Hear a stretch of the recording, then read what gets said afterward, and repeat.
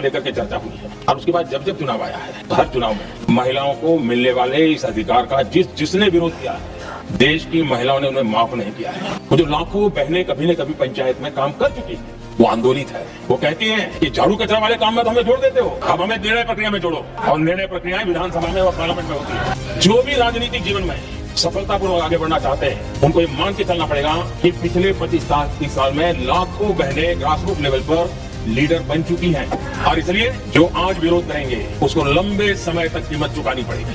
आप देश की बहनों पर भरोसा करो ना, उनकी समझदारी पर भरोसा करो। एक बार 33% बहनों को यहाँ आने दो, आकर के उनको निर्णय करने दो, किसको देना है किसको नहीं देना, इस वर्ग को देना उस वर्ग को देना, करेंगे वो निर्णय। हम उनकी सामर्थ्य पर आशंका क्यों करते हुए एक बार आने तो दो। आज जीवन के हर क्षेत्र में हम देखें कि नारी शक्ति देश के गौरव को बढ़ाने वाले परचम लहराने में कहीं पीछे नहीं। हर हर महादेव। आज मैं सिर्फ इस बात पे चर्चा करने वाली हूँ जो होना चाहिए था लेकिन नहीं हुआ। नारी शक्ति वंदन अधिनियम, महिला आरक्षण बिल जो लोकसभा में फेल हो चुका है, बिल गिर चुका है, इसलिए ये बिल आगे अब नहीं बढ़ेगा। उसके साथ साथ मैं बता दूं, महिला आरक्षण जिसमें 33% महिलाओं के लिए आरक्षित की गई थी, ये 131वां संशोधन था जो लोकसभा में पास नहीं हुआ। आपको मैं बता दूं, कोई भी बिल पास करने के लिए 2/3 बहुमत की ज़रूरत पड़ती है जो कि नहीं मिला।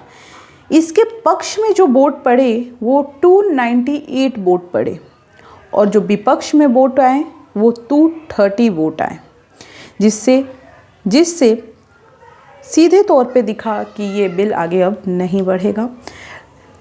इस पे जिस देश के प्रधानमंत्री नरेंद्र मोदी ने बोला, इससे पूरी तरीके से साफ हो गया है कि विपक्ष के मन में महिलाओं के प्रति किस तरीके का भाव है। विपक्ष एक तरफ जश्न मना रही है, राहुल गांधी बोल रहे हैं कि यह है इंडिया ब्लॉक जिसकी जीत हुई है। वहीं पे प्रियंका गांधी ने बता दिया कि विपक्ष एकता देख सकते हैं। साथ में अखिलेश यादव ने बोला कि हम जीत गए। तो ये सारी चीज़ें जो हो रही है महिलाओं के खिलाफ चीज़ें चल रही है। उधर भारतीय जनता पार्टी और उनके साथी का कहना है कि विपक्ष महिला विरोधी काम की है और ये हर महिलाओं को ये संदेश दिया जाएगा कि विपक्ष के मन में, खासकर कांग्रेस के मन में महिलाओं के प्रति किस तरीके का भाव है। देश के प्रधानमंत्री नरेंद्र मोदी ने साफ तौर पे बोला था भी कि महिलाएं उनको जवाब देंगी। अब विपक्ष भ्रम में ना पड़े। जिस तरीके से इसका विरोध किया गया है महिला आरक्षण बिल का, उससे साफ संदेश दिखता है कि इनके प्रति, महिलाओं के प्रति इनके मन में क्या है। इसीलिए इसका जवाब हम नहीं देंगे, महिलाएं देंगी, जो आज तक देते आई भी हैं।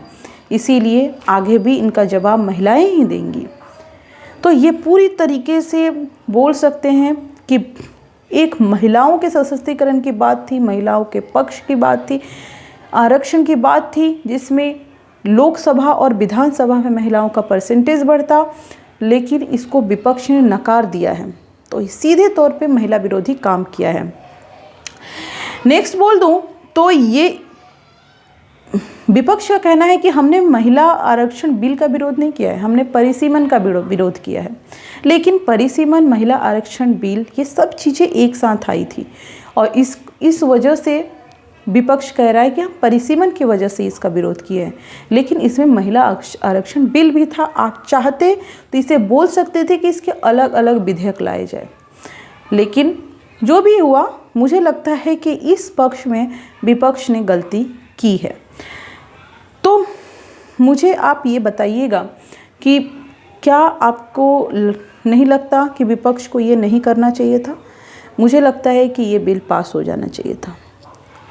तो नेक्स्ट न्यूज़ आते हैं, मेन यही मुद्दा था। नेक्स्ट आते हैं कि महिला आरक्षण बिल जिसमें महिलाओं को रिज़र्व सीट मिलती, उस चीज़ को लेकर के आप बोलते कि इसमें चेंजेस किया जाए, लेकिन आप इस चीज़ का मुद्दा उठाते, लेकिन आपने सीधे तौर पे इसे नकारा है। इससे साफ संदेश मिलता है कि विपक्ष महिलाओं के साथ नहीं है। तो थैंक यू सो मच। आपका क्या ख्याल है इस पे मुझे कमेंट करके ज़रूर बताइएगा। Thank you so much.